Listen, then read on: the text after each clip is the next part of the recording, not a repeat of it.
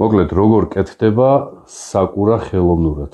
მთავარია სანთელი უნდა დაადნო, უნდა იყოს თბილი, აი გამთნარი მასა, წყალში ჟელე გავხსენი, ესე სამთიც დაასველებ და მე ამაში ჩადებ, ახლა.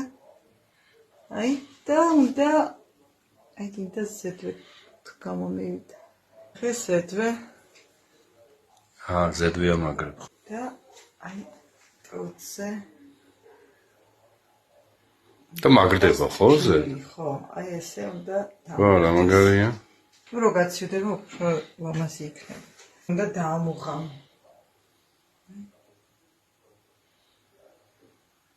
და საბოლოო ვარიანტი. აი ესეც ჩვენი საკურა.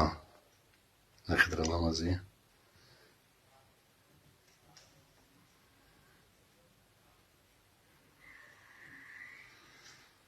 აი მეგობრებო. აი ესეთი იქნება საკურა.